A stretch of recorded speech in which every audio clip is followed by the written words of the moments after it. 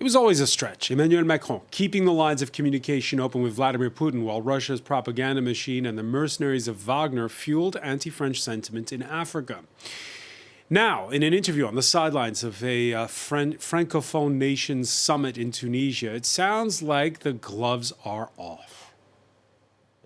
You only have to look at what's going on in the Central African Republic or elsewhere to see that the Russian project on the way there, when France is pushed aside, is a predatory project. Predatory. Macron's remarks came ahead of the first anniversary of Mali's junta inviting Wagner to replace the French troops fighting jihadist insurgents. A new report shows that attacks by radicals have since increased, along with claims of human rights abuses by the foreign mercenaries. And yet, many Malians stand by the junta and its unsubstantiated claim that somehow the French are in cahoots with the Islamists, a claim the Russians have stoked on their networks and social media. What does Paris do? What does Europe do? There's a move by European lawmakers to follow the lead of Estonia and brand Wagner and its leader Yevgeny Prigozhin a terror organization. What would that change for a Kremlin insider whose stature seems to have grown since the February invasion of Ukraine? More broadly, what's changed for the likes of Mali in the 9 months since Putin launched his so-called military operation? Today in the France 24 debate, we're asking what Vladimir Putin's endgame in Africa is. Joining us from Strasbourg, Billy Kelleher, Irish member of the European Parliament with the centrist Renew Europe bloc. You're the sponsor of that resolution to designate Wagner as a terror group. Thank you for being with us. Thank you.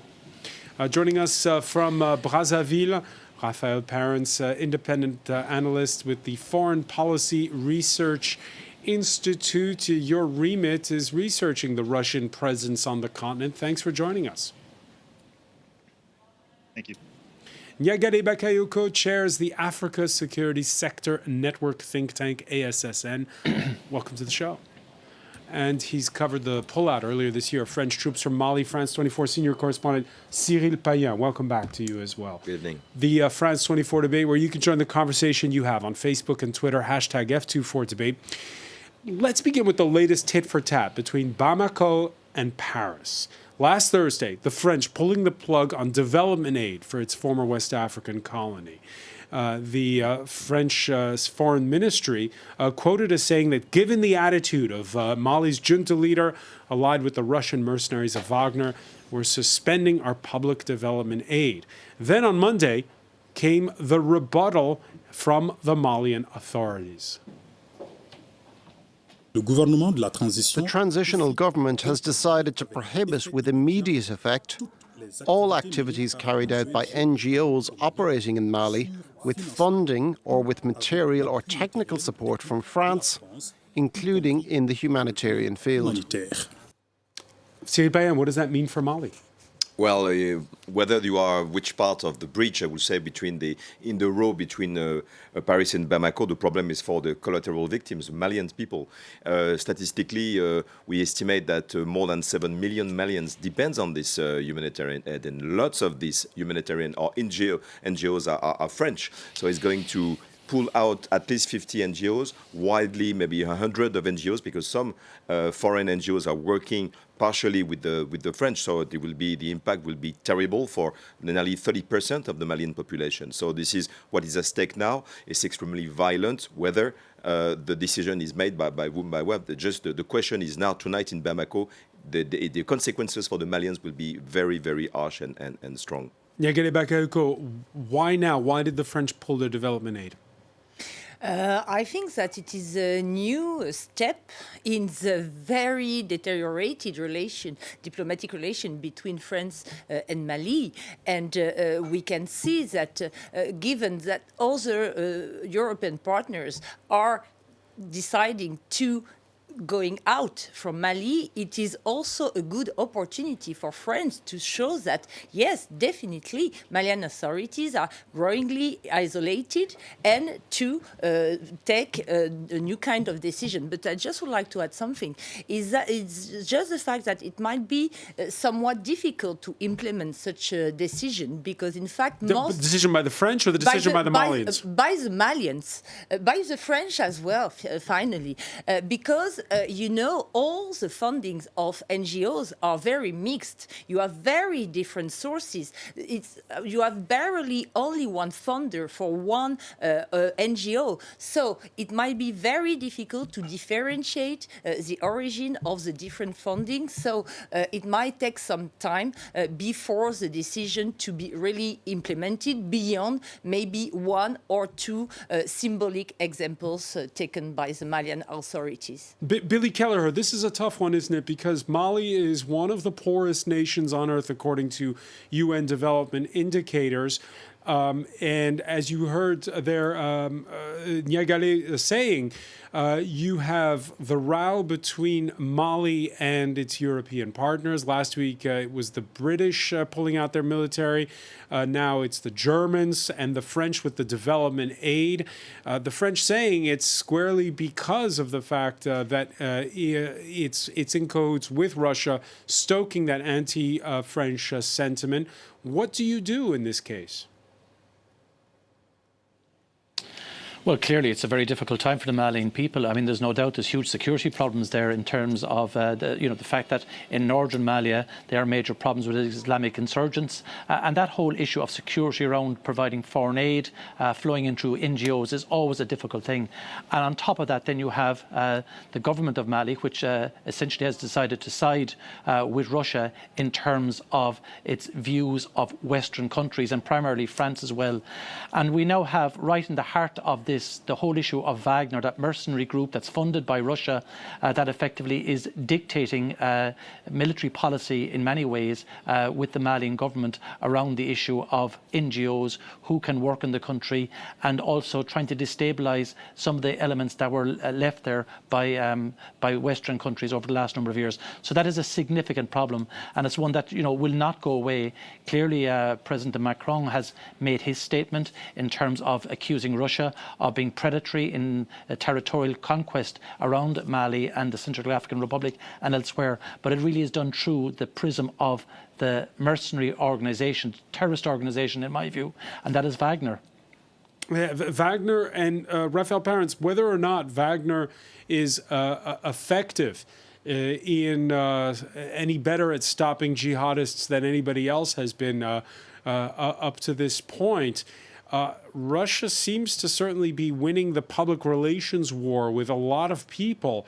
There are a lot of people in West Africa and elsewhere who believe disinformation, that the French, for instance, are somehow allied with the jihadists. What do you do if you're Paris? Yes, I think it's a very difficult question to answer. Well, I mean, the difficulty here, of course. Let me put it to you, Raphael Parents. Yes, I think, the first issue is that civilian casualties have gone up significantly. They're higher than they have been since 2013 in Mali, in terms of total casualties. In terms of civilian killings, those numbers are also up, and it's also unclear how well Wagner is even conducting its operations in Mali.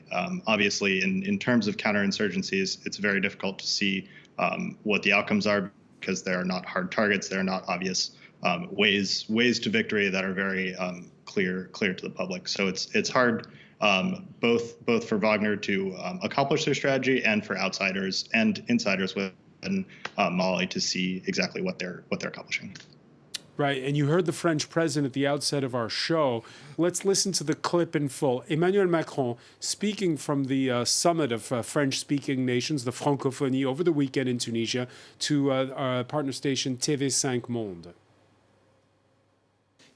I'm no fool. Many influencers, sometimes speaking on your programs, are paid by the Russians. I know that very well. We know them. They keep on repeating that discourse. They haven't experienced colonization themselves. They don't know what it is. But they're doing that because it's a political discourse, and because a number of powers who want to spread their influence in Africa are doing this to hurt France, hurt its language, create doubts, but above all, pursue certain interests. You only have to look at what's going on in the Central African Republic or elsewhere to see that the Russian project on the way there, when France is pushed aside, is a predatory project. Predatory. These are sensitive topics, but in the Central African Republic, we don't ask ourselves if there are still public freedoms or if rights are trampled on. It's a reality. And it's done with the complicity of a Russian military junta. Now, you said earlier, Niagale Bakayoko, that this is a row between Paris and Bamako. Listening to Emmanuel Macron, it sounds like it's a row between Paris and Moscow. And Emmanuel Macron, who's, we all remember him sitting with Vladimir Putin, trying to stop the war from happening. He's been on the phone with him a lot since the conflict began. What's going on with that speech? Is this a break from his views from the past? No, in my view, it's not a break, because if you look back, in particular at the declaration of the former Defense Ministry, France Parly, it's been a long time ago that there have been very serious accusations against Russia from France, which are have begun since Russia have been trying to step in to help resolve the conflict between the government and all the rebel groups. So it's been at least 3 or 4 years that we've been hearing this kind of discourse. But that's true that the president And has he used language like this before? Predatory actions by Russia? Presenting Russia as a danger for French influence and for African countries themselves, I think, yes, lots of French authorities, high-level authorities, have developed this kind of discourse. But that's true that the president himself has been less clear in this way. But if you remember well, even at the post-summit, Emmanuel Macron, so almost 3 years ago, Emmanuel Macron had also been accusing in some way, a bit indirectly, Russia to be behind the beginning of the protest against France, which were beginning to grow up. So I'm not sure it is necessarily new, at least as regards the Central African Republic. But of course, Raphael Parents, the difference is that the whole world is now paying attention because of the war in Ukraine. For you, do you agree with Niagale that this language is nothing new? Sorry, can you say that again? Do you agree that the strong language used by the French president is nothing new?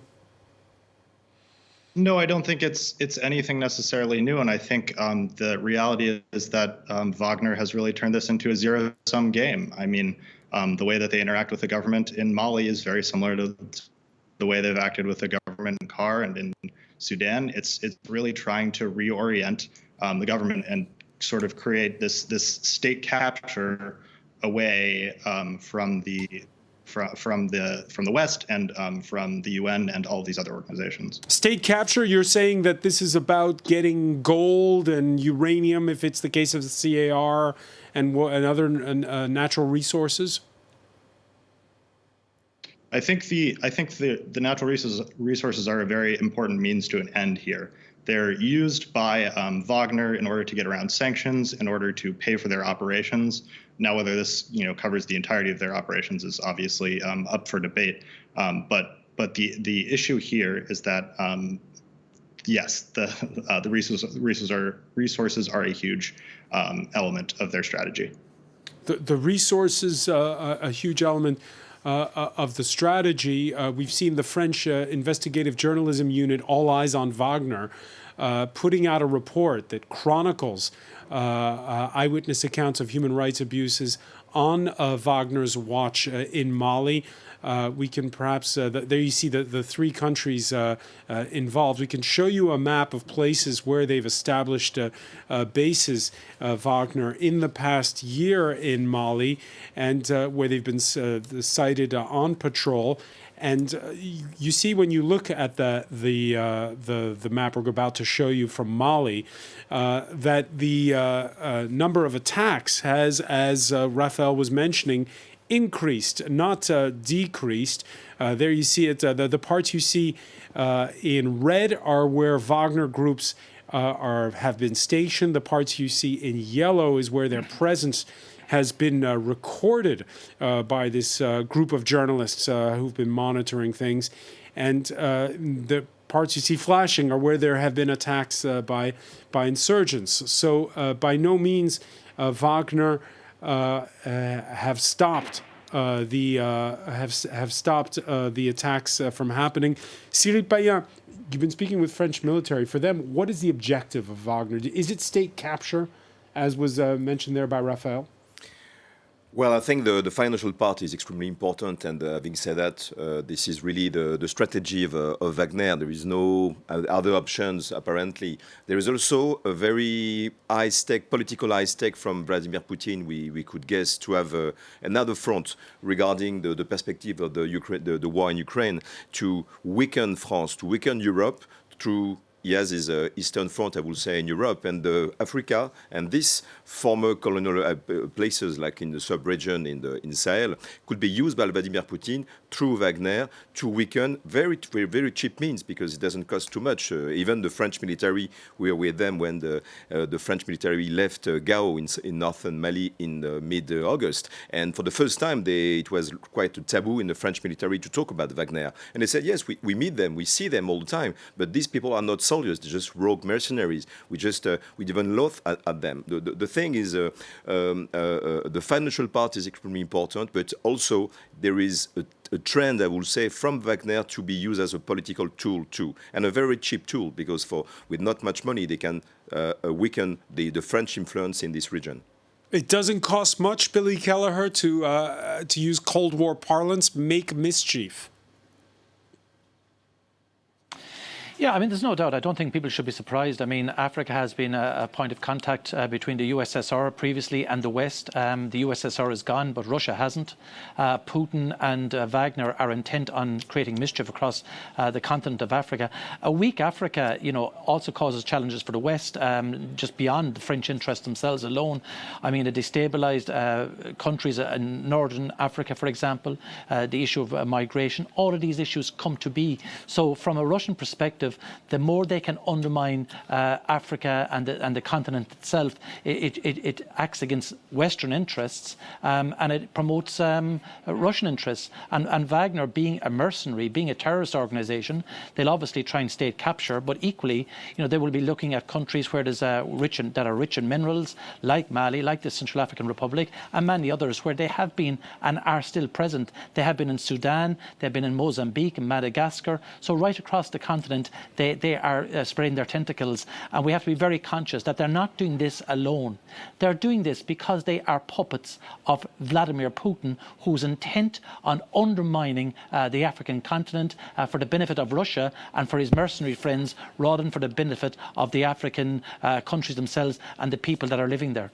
And you define them as committing acts of terrorism, that they're a terrorist organization. That's a strong statement. Why? Well, I can tell you why. I mean, since the invasion of Luhansk and Donetsk and Crimea in 2014, they've been actors in that proxy war for a number of years. And then the full-scale invasion of Russia, they've been very much to the front in that as well. And there has been and documented evidence of atrocities carried out by Wagner mercenaries themselves. If you look at what has happened in Syria, for example, where there is ample amounts of documentary evidence showing that Wagner, acting for Russia, were involved in carrying out atrocities. And then you only have to go to Mali, Central African Republic, Sudan and elsewhere, where there is evidence being gathered on a continual basis about the fact that, people have been shot, murdered, mass atrocities, and they have been carried out clearly by people, from Russia, and there's no doubt that they are from Wagner themselves. So Wagner is just one step removed from Putin. We know that Prigozhin is a personal friend of President Putin. It is funded, it has access to Russian intelligence, Russian armaments. So from all that perspective, we have to be very conscious that they are, a terror organization which are intent on undermining states, undermining societies, and undermining Western values as well. And you've tabled this. Is it a resolution or is it a draft bill to label Wagner as a terror group? Well, what I've asked is that the Parliament would urge the Council to name Wagner as a terrorist organisation. Is actually the Council would decide that particular issue under the Common Foreign Security Policy, Articles 2, 3 and 4. So from that perspective, it really is down to the Council. But what I'm asking is that the Parliament would request the Council to put them on the terrorist list. Bear in mind, Estonia has already done it. And Estonia knows firsthand the oppression that can be visited on people by Russia, and they're fully aware of what Wagner have been up to and are up to in terms of in Ukraine, but also right across many other countries as well. So Wagner flourish wherever there's civil strife, wherever there's civil war, wherever there's weak central governments, and they are intent on undermining the countries that are struggling in terms of having civil strife, civil wars, or weakened central government. And it is part of Putin's policy, effectively, to undermine democracies, Western values, because the less of them around, obviously, the more pressure on Europe. Raphael Parents, what would be the consequences of the European Council, that's to say the 27 EU leaders agreeing to go along with Estonia and brand Wagner as a terror group? What would be the consequences of that?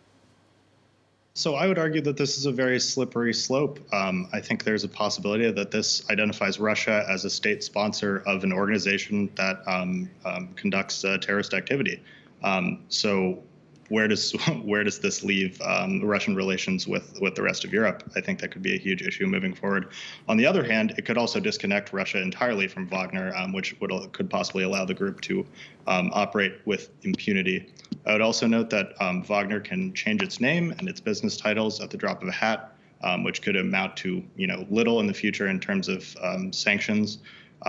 In response, I would argue that Wagner needs to be prosecuted under international laws of war and/or crimes of humanity rather than pursuing this other route.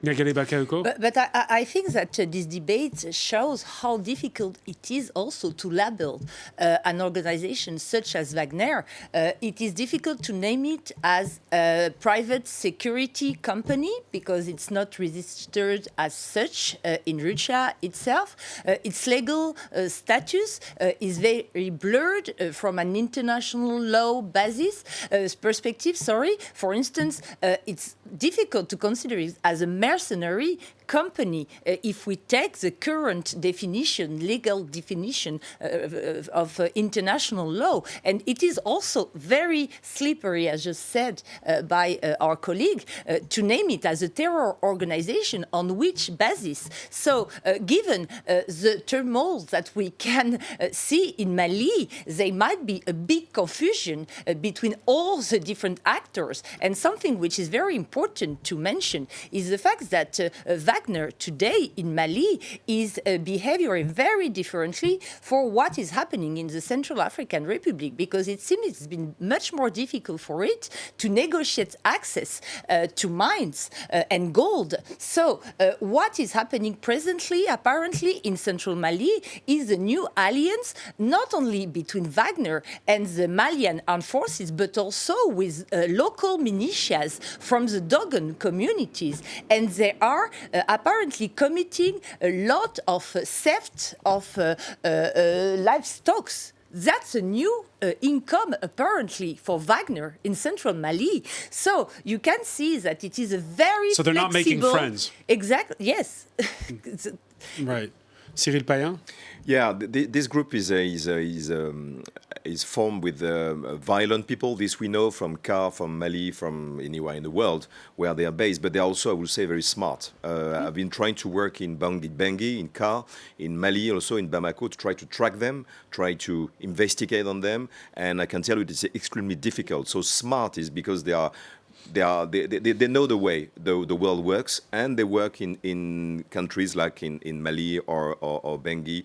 The thing is, it's extremely different, and they can adapt. This is what you were just saying about the way Wagner is working in Bangui, in CAR, is totally different than Mali. Totally different. So this is what is interesting about this organization, whether you call it a terror organization. This is the smartest, and they are they're adapting themselves to the ground where they work. Yeah, again, it's headed by Yevgeny Prigozhin, unofficially titled Putin's chef because of past contracts.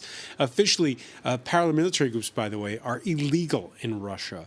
And yet, earlier this month, in Vladimir Putin's hometown of St. Petersburg, Prigozhin's group inaugurated a sparkling new headquarters. Officially, it's a defense think tank and media center, and it's got fans there gushing. He's probably the only one in Russia now who openly speaks as a patriot and doesn't hesitate to say he gives his personal money to the special operations or to various projects. Okay, so there you're hearing Billy Kelleher praise from that Russian journalist for Yevgeny Prigozhin. I just want your reaction to this, because you mentioned earlier how close Prigozhin is to Vladimir Putin. And just to follow up on the points there made by Niagale and Raphael Parents, if you're branding them a terror organization, you're also branding then Russia as a state sponsor of terror. As somebody who hails from neutral Ireland, is that a difficult call to make? No, terrorism is terrorism wherever it's carried out. The fact of the matter is that Wagner have already been sanctioned by the European Union individuals, that is, because of atrocities already carried out. So, I mean, the European Union has already put sanctions on individuals associated with Wagner because of what they've done in Luhansk, Donetsk and Ukraine, and also in Syria. So the fact of the matter is we've already moved in terms of sanctions. What we need to do now is to zone in on the organisation itself. I mean, this will be a call for President Putin and others in Russia. Are they going to be associated with a terror organisation? Are they going to stay aligned with that terror organisation? Are they willing to have their name associated with this organisation that is carrying out those deeds across the globe? So, I mean, I don't think we should be afraid to name them and shame them. And not only that, but to go after them, to target them in terms of assets, in terms of finance, how they're structured. The bottom line here is, you know, it has happened in other countries over the years where you target terrorist organisations, not just through the media, but through very hard, oppressive, financial chasing down of accounts and the individuals freezing assets and all of this activity that is required in an organisation like this. So it can't be soft gloves for an organisation like this that already has been sanctioned for what it is doing in Ukraine. And we just have to look at then beyond that into Syria, Sudan, Burkina Faso, Mali, Central African Republic, and many other countries. So we shouldn't be apologetic for standing up for what our values are, and we certainly should be trying to protect them. And Wagner is one that is trying to undermine our values, our democratic principles all the time. And they're doing it with the support of President Putin. So we have a choice, and so does President Putin. Raphael Parents, just to be clear here, what has your research found in terms of what the relations are between Yevgeny Prigozhin and Vladimir Putin? Yes, so I would argue that Prigozhin is not a kingmaker, but he is a key mover within Putin's circle today. He has reasserted himself against the Russian general staff after his organization was initially held out of operations in Ukraine. However, he is now moving up, so to speak, in the ranks, and is currently at odds with Defense Minister Sergei Shoigu. And it's very difficult to see how this will play out. It will entirely depend on the success or failure of the conflict in Russia, and that will influence, obviously. Some have even likened this to the rivalry between the secret police and the military under Stalin? Is he that powerful? I think that might be a bit far, because this organization is one of several private military organizations that the Russian state has employed in Ukraine and obviously in Africa as well. I would say that it's a lower level sort of power struggle. And what about his bragging that yes, he does have a troll farm, and yes, he was going to meddle in the U.S. midterm elections? I think it's an interesting theory, but it's difficult to see exactly how that would play out without the entire support of the Russian state.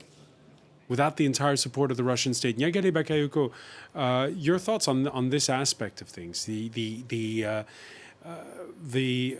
the mercenaries, as Cyril Payen was mentioning, but there's just simply the information war. Yes, and as was mentioned several times, we can see that from an operational perspective, they are not very efficient, not only in Mali, but we saw that in Libya and even worse in Mozambique. It's been a total failure, but on the side of informational warfare, yes, there is a lot to worry about because they are playing on different kind of levels. Of course, you do have all this kind of influence on the social networks, which is rather easy to capture. But there are also a number of local medias, for instance, in the Central African Republic with Lango Sango, which is completely controlled by Wagner Group. And you also do have investment, for instance, in some activities which are considered as very popular for public opinion. So, as you were mentioning, they are very smart in the way they are able to manipulate information, but in different sense. First, they are trying to promote the image of Russia itself, and then they are trying to undermine the image of their competitors, such as France. But it is also important to remember that they are also reinvigorating methods which were also used under the Cold War because they are presenting themselves, including Yevgeny Prigozhin, as anti-imperialist and fighting against colonial powers. And this is why one of the reasons why they are so popular. If you were whispering into the ear of the French defense minister or the French prime minister, what advice do you give them when it comes to messaging, when you're dealing, again, these are former French colonies after all? Yes, that's true. It is where the problem is. And the second problem is that you do have democracies which are showing respect to rule of law, which are competing with authoritarian powers, which are using tactics and methods which can not be duplicated by those democracies. And I think it will take some time before states such as France will be able to find the right level of answer to those attempts at undermining their own reputation. But I would say that the key question today is what can do the French now? Because it looks like we have been very slow. I say we, but the French government and the French military in this area have been very slow. It looks like the Russians had years ahead in terms of the information war. And it looks like, and I'm sorry for that, because for the locals and for what's happening now in Burkina Faso or in Mali, for instance, which is going to be very damageable to the local population, again, because this is the more important aspect of this war of words. But they have been very ahead of us, and it's maybe too late. Now the French president, as we said, is stepping in, his gloves off, he's putting name on names, but it looks like the administration is too slow. Even the French army was asking for reform about the involvement of the French in this part of the world, namely in Mali. It has been years that we're asking the institution, the government to reform, to change the paradigm. This is the word which was used by some former military commander in France. So again, it looks like we have been maybe a bit late, and what is laying ahead, we don't know. But the Wagner group, these influencers are extremely smart. They do with particularly. They do with very few money, they can do a lot of damage to push for the divorce between France and this part of the world. Amplifying the anti-French message. Raphael Parents, a couple of years back, we remember that when the French Defense Ministry tried to play the same game as Russia, they got caught out by Facebook on this matter. So is it a losing game trying to counter Russia's information war? I don't think it's a losing game, and I think that France has actually done a bit better of a job more recently in this area. Recently, they were found these graves that were being dug by likely Wagner forces at the Gossi Air Force Base in Mali, and the French were able to post this online and to show that, hey, this is the Wagner sort of definition of what happened in this scenario is not actually what happened. This is, a case of misinformation. I think it's events like this that really need to be played out, repetitively to respond to these cases of disinformation. And I think really the time is now. I mean, Wagner is seeing high rates of attrition in Ukraine. It's pulling forces out of several countries across Africa. The time is now to respond in a new and a different way to these challenges. Well, this is something that's not just being played out over two continents. It's also being played out in the heavens above. There is a French satellite company called Eutelsat.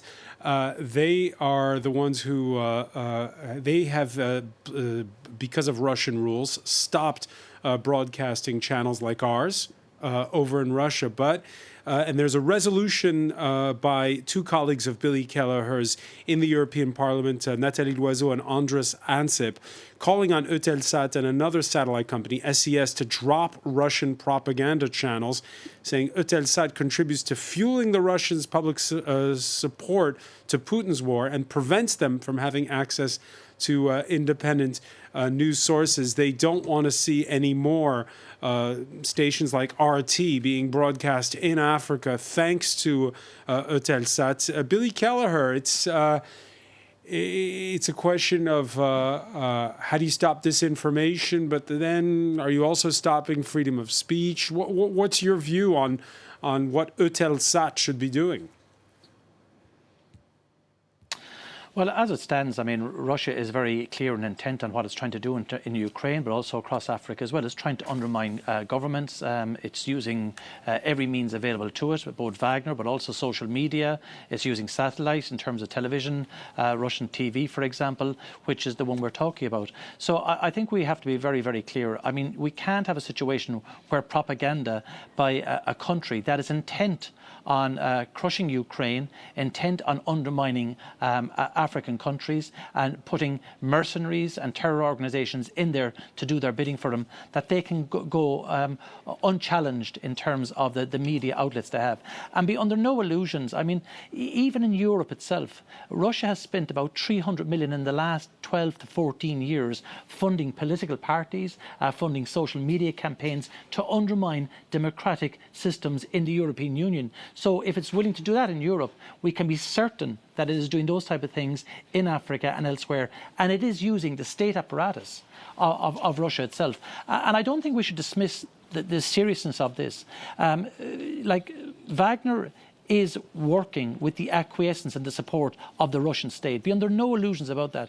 Nothing happens at this level in Russia without approval by the Kremlin itself and by Putin. So they are getting the imprimatur and they are being encouraged and supported, both in terms of communications and in terms of all of the supports are required to undermine states in Africa, and then in terms of prosecuting a war in Ukraine as well. So Wagner are very much involved at every level, and Prigozhin has, the ear of Putin at this stage, which is very clear in view of the fact he was even to establish a headquarters in Petersburg, even though paramilitaries are banned in Russia. Yegere Bakayoko, should Eutelsat stop broadcasting RT to Africa?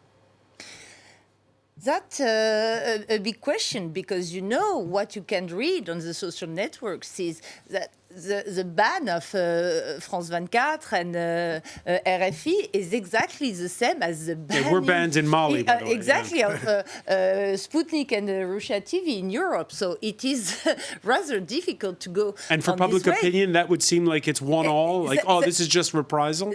That's what I was about to come, because I think that one of the strengths of this informational warfare conducted by Wagner and by Russia is that they are able to use African voices. They are not talking themselves. A bit sometimes and some declaration from Putin or from Prigozhin, but most of the time you do have all those Russian flags and all those protests showing first support to Russia, and second, you have all those slogans which are rejecting France, rejecting Western partners, and I think this is a real strength. And I think that the best answer would be for French actors or European at large to find a way to have also major protests with African voices, calling them to help them and to promote Western values. That would be how to win this informational warfare, I think, more than via state medias which are broadcasted or not. Raphael Parents, you agree? Yes, I do agree. I think that there is the concern that we're stooping to the level of Wagner and RT in this case, and I think that we don't know what the ripple effects would be, really, if the West pursues sort of this new approach to blocking the function of TV. It's really hard to tell, and it could definitely affect the future of democracy movements in Africa. Let me ask you before we go, Raphael. How has the war in Ukraine, everybody on this panel has mentioned how this rivalry in Africa between France and Russia has been going on for years. What's changed since February the 24th?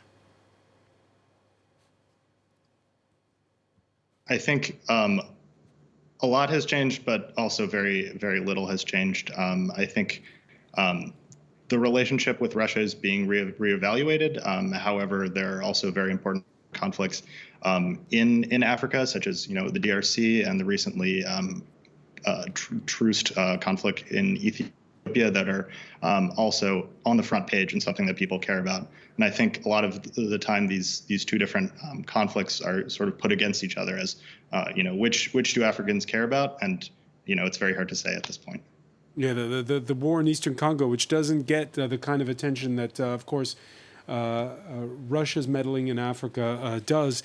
Cyril Payen, again, one of the things in that report by those French journalists is that with the war in Ukraine not going the way Vladimir Putin wanted, a lot of those mercenaries are being called over to Ukraine. Well, at the beginning, we thought there will be very much of this trend, but it looks like it's the case, of course. But it looks like by the way, like we're mentioning, that Wagner people are just improvising and just adapting to the ground. For instance, in Mali, we know that in Mali they don't have much means because the relationship with the mining companies, the state is not the same as in Bangui, in Car. So they are adapting to the ground. So it looks like still many remains on the ground, and what we would have been expecting at the beginning of the war, on the Russian invasion, when he started to get not well for Vladimir Putin, is not actually happening on the ground, and you have still lots of people in this part of Africa. Very briefly, because we're out of time, Billy Kelleher, your thoughts on the next step now for the EU? Well, I mean, what has happened with the war in Ukraine is it has woken Europe from a peaceful slumber. I think, since the fall of the Berlin Wall in 1989, there was a view across Europe that all things would be peaceful forevermore. The fact that Russia is willing to invade Ukraine, has sent 200,000 troops in there, is bombing civilian targets, shows that Russia is no longer a neighbour that you can do business with. It is a very aggressive neighbour. So if it's aggressive in Ukraine and if it has a foothold in Africa, well, then it's going to continue to expand that foothold.